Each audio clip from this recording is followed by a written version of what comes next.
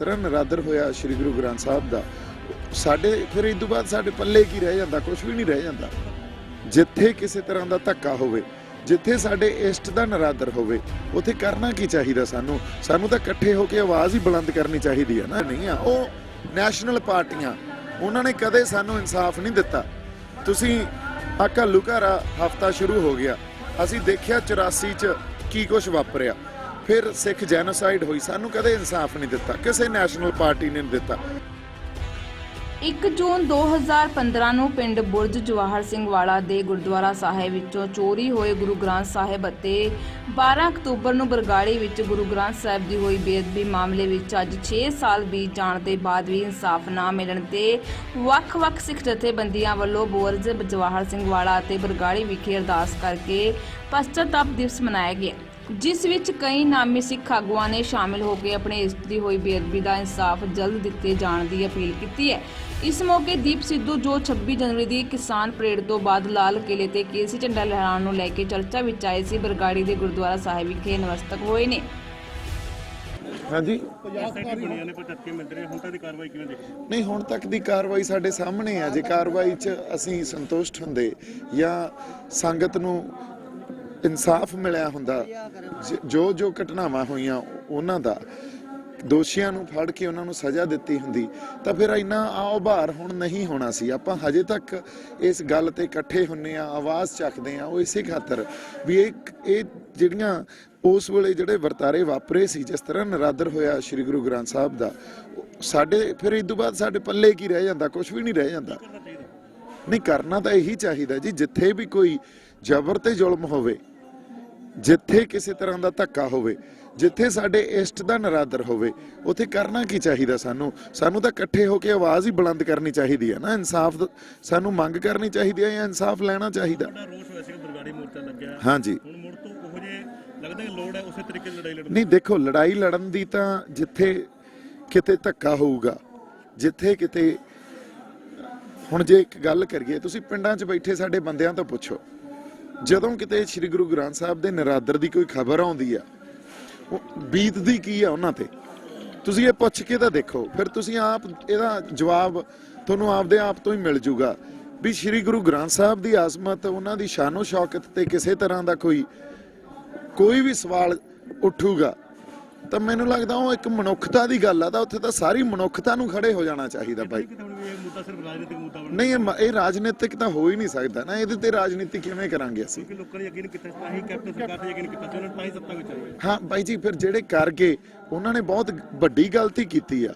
ਉਹ ਗੱਲਾਂ ਵੀ ਲੋਕ ਇੱਥੇ ਹੀ ਸੰਗਤ ਉਹਦਾ ਨਿਤਾਰਾ ਕਰ ਦੂਗੀ, ਪਰ ਇਸ ਗੱਲ ਤੇ ਕੋਈ ਰਾਜਨੀਤੀ ਨਹੀਂ ਆ। ਇਹ ਤਾਂ ਸਾਡੇ ਇਸ਼ਟ ਦੀ ਗੱਲ ਆ, ਤੇ ਸਾਡੇ ਇਸ਼ਟ ਤੇ ਜਦੋਂ ਕੋਈ ਸਵਾਲ ਜਾਂ ਨਰਾਦਰ ਕਰਨਗੇ ਤੇ ਉਦੋਂ ਬਾਅਦ ਇਨਸਾਫ ਨਹੀਂ ਮਿਲਣਗੇ, ਦੋਸ਼ੀਆਂ ਨੂੰ ਸਜ਼ਾ ਨਹੀਂ ਹੋਊਗੀ।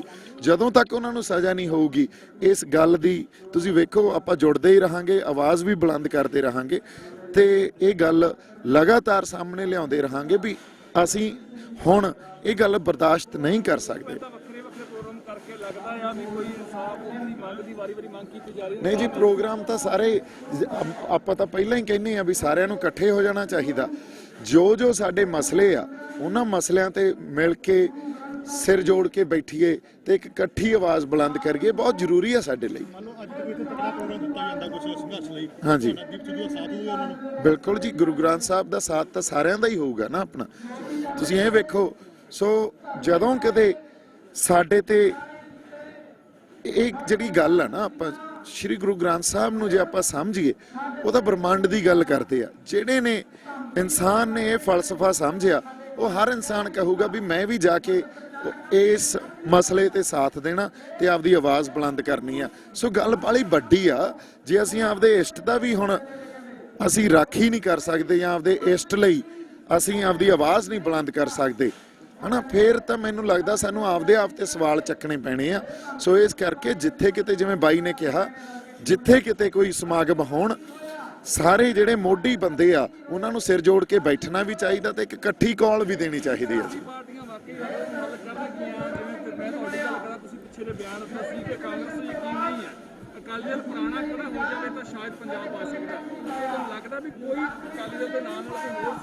ਨਹੀਂ ਬਾਈ ਜੀ, ਮੈਂ ਦੇਖੋ ਗੱਲ ਕੀ ਕਹਿ ਰਿਹਾ ਸੀ, ਗੱਲ ਕਾਂਗਰਸ ਤੇ ਯਕੀਨ ਜਾਂ ਬੀਜੇਪੀ ਤੇ ਗੱਲ ਨਹੀਂ ਆ, ਉਹ ਨੈਸ਼ਨਲ ਪਾਰਟੀਆਂ, ਉਹਨਾਂ ਨੇ ਕਦੇ ਸਾਨੂੰ ਇਨਸਾਫ ਨਹੀਂ ਦਿੱਤਾ।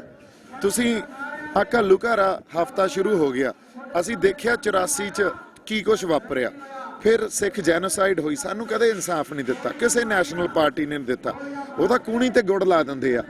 ਫਿਰ ਜੇ ਸਾਡੀ ਆਪਦੀ ਕੋਈ ਖੇਤਰੀ ਪਾਰਟੀ ਹੋਵੇ ਜੋ ਮੌਲਿਕ ਤੌਰ ਤੇ ਪੰਜਾਬ ਦੀ ਗੱਲ ਕਰੇ, ਉਹ ਜਿਹੜੀ ਮਰਜ਼ੀ ਪਾਰਟੀ ਹੋਵੇ, ਉਹਦੇ ਉੱਥੇ ਮੈਂ ਕੋਈ ਨਾਂ ਨਹੀਂ ਜੋੜਦਾ। ਔਰ ਜਦੋਂ ਅਕਾਲੀ ਦਲ ਦੀ ਆਪਾਂ ਗੱਲ ਕਰਦੇ ਹਾਂ, ਅਕਾਲੀ ਦਲ ਦੀ ਗੱਲ ਤੁਸੀਂ ਪੁਰਾਣੇ ਜਦੋਂ ਅਕਾਲੀ ਦਲ ਸ਼ੁਰੂ ਹੋਇਆ ਸੀ ਇੱਕ ਖੇਤਰੀ ਪਾਰਟੀ, ਉਸ ਵੇਲੇ ਦੀ ਰੈਫਰੈਂਸ ਲੈ ਕੇ ਜਾਓ। ਅਕਾਲੀ ਦਲ ਨੂੰ ਅੱਜ ਤੇ ਜੋ ਰੂਪ ਰੇਖਾ ਅਕਾਲੀ ਦਲ ਨਾਲ ਨਾ ਜੋੜੋ। ਉਹ ਤਾਂ ਅਕਾਲੀ ਦਲ ਸਭ ਕੁਝ ਹੈ ਹੀ ਨਹੀਂ, ਉਹ ਤਾਂ ਖੋ ਚੁੱਕਿਆ ਸਭ ਕੁਝ ਆਪਦਾ ਆਧਾਰ। ਸੋ ਇਸ ਕਰਕੇ ਸਾਨੂੰ ਜੇ ਕੋਈ ਖੇਤਰੀ ਪਾਰਟੀ ਆਪਦੀ ਹੋਊਗੀ ਜਿਹੜੇ ਪੰਜਾਬ ਦੇ ਲੋਕਾਂ ਦੀ, ਪੰਜਾਬ ਦੀ ਗੱਲ ਕਰੂਗੀ, ਐਟਲੀਸਟ ਸਾਨੂੰ ਇਨਸਾਫ ਦਿਵਾਊਗੀ। ਜਿਹੜੇ ਧੱਕੇ ਹੁੰਦੇ ਆ ਲੋਕਾਂ ਨਾਲ ਜਾਂ ਸ੍ਰੀ ਗੁਰੂ ਗ੍ਰੰਥ ਸਾਹਿਬ ਦਾ ਨਰਾਦਰ ਹੋਇਆ, ਇਸ ਗੱਲ ਤੇ ਵੀ ਸਾਡੇ ਨਾਲ ਖੜੂਗੀ। ਸਾਨੂੰ ਉਸ ਤਰ੍ਹਾਂ ਦੀ ਲੀਡਰਸ਼ਿਪ ਦੀ, ਉਸ ਤਰ੍ਹਾਂ ਦੀ ਪਾਰਟੀ ਦੀ ਬਹੁਤ ਵੱਡੀ ਜ਼ਰੂਰਤ ਆ।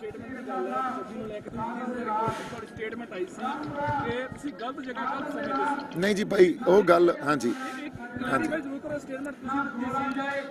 ਨਹੀਂ, ਇਹ ਤਾਂ ਵਕੀਲ ਜਿਹੜੇ ਆਪਣੇ ਆ, ਜਦੋਂ ਉਹ ਕੋਰਟ 'ਚ ਖੜੇ ਹੁੰਦੇ ਆ ਨਾ, ਸੋ ਕੋਰਟ 'ਚ ਇੱਕ ਡਿਸਕੋਰਸ ਚੱਲ ਰਿਹਾ ਹੁੰਦਾ ਆਰਗੂਮੈਂਟਸ ਦਾ। ਇੱਕ ਪਾਸੇ ਜਿਹੜਾ ਪ੍ਰੋਸੀਕਿਊਸ਼ਨ ਆ ਉਹ ਕਹਿ ਰਹੀ ਹੁੰਦੀ ਆ, ਦੇਖੋ ਜੀ ਇਹ ਤਾਂ ਸਾਰੀ ਕੀਤਾ ਕਰਾਇਆ ਹੀ ਇਹਦਾ, ਲੋਕ ਇਹੀ ਲੈ ਗਿਆ ਸੀ ਉੱਥੇ। ਦੂਜੇ ਪਾਸੇ ਡਿਫੈਂਸ ਆ ਜਿਹੜਾ ਸਾਡਾ ਵਕੀਲ ਸੀ, ਉਹਨੇ ਇਹ ਗੱਲ ਕਰਨੀ ਹੁੰਦੀ ਆ ਵੀ ਇਹ ਤਾਂ ਆਪ 2 ਵਜੇ ਗਿਆ ਜੀ। ਜੇ ਤੁਸੀਂ ਕਹਿੰਦੇ ਹੋ ਵੀ ਉਹ ਸਭ ਕੁਝ ਗਲਤ ਹੋਇਆ, ਤਾਂ ਜਿਹੜਾ ਬੰਦਾ ਉੱਥੇ ਹਜ਼ਾਰਾਂ ਲੱਖਾਂ ਬੰਦੇ ਜਾਣ ਤੋਂ ਬਾਅਦ ਗਿਆ, ਉਹ ਗਲਤ ਸਮੇਂ ਜਾਂ ਗਲਤ ਜਗ੍ਹਾ ਤੇ ਹੋ ਸਕਦਾ ਤੁਹਾਡੇ ਹਿਸਾਬ ਨਾਲ। ਪਰ ਇਹ ਗੱਲ ਇਹ ਹੋਈ ਵੀ ਇਹਨੇ ਮਾਰੀ ਤਾਂ ਚਪੇੜ ਆ, ਇਹਨੂੰ ਸਜ਼ਾ ਤੁਸੀਂ ਮਰਡਰ ਦੀ ਦੇ ਰਹੇ ਹੋ। ਚਪੇੜ ਮਾਰੀ ਆ ਤਾਂ ਚਪੇੜ ਮਾਰਨ ਖਾਤਰ ਹੀ ਇਹਨੂੰ ਟਰਾਈ ਕਰੋ ਜਾਂ ਟਰਾਇਲ ਹੋਣਾ ਚਾਹੀਦਾ, ਇਹਨੂੰ ਮਰਡਰ ਦੀ ਸਜ਼ਾ ਨਹੀਂ ਦਿੱਤੀ ਜਾਣੀ ਚਾਹੀਦੀ। ਸੋ ਉਹ ਪੂਰਾ ਟੋਟੈਲਿਟੀ 'ਚ ਨਹੀਂ ਦੇਖੀ ਗਈ ਸਟੇਟਮੈਂਟ, ਉਹ ਵਿੱਚੋਂ ਇੱਕ ਗੱਲ ਕੱਢ ਕੇ ਤੇ ਉਸ ਗੱਲ ਤੇ ਵਿਵਾਦ ਸ਼ੁਰੂ ਕਰ ਦਿੱਤਾ ਜਾਂਦਾ। ਇਹ ਬੜੀ ਵੱਡੀ ਤਰਾਸਦੀ ਆ। ਜਦੋਂ ਅਸੀਂ ਟੋਟੈਲਿਟੀ 'ਚ ਸਟੇਟਮੈਂਟ ਨੂੰ ਦੇਖਦੇ ਆਂ ਜਾਂ ਗੱਲਾਂ ਨੂੰ ਸਮਝਣ ਦਾ ਯਤਨ ਕਰਦੇ ਆਂ, ਫਿਰ ਸਾਨੂੰ ਪਤਾ ਲੱਗਦਾ ਵੀ ਸੱਚ ਕੀ ਆ, ਉਹਦੇ ਲੇਅਰਸ ਕਿੰਨੇ ਆ। ਪਰ ਜਦੋਂ ਅਸੀਂ ਇੱਕ ਵਿੱਚੋਂ ਹਿਸਾਬ ਨਾਲ ਆਪਦੇ ਸਟੇਟਮੈਂਟ ਦੇ ਇੱਕ ਕੋਈ ਬਿਆਨ ਕੱਢ ਲਿਆ ਤੇ ਉਹਦੇ ਤੇ ਗੱਲ ਸ਼ੁਰੂ ਕਰਤੀ, ਫਿਰ ਤਾਂ ਕਦੇ ਨਿਆਂ ਦੇ ਹੀ ਨਹੀਂ ਪਾਵਾਂਗੇ ਕਿਸੇ ਗੱਲ ਨੂੰ ਆਪਾਂ।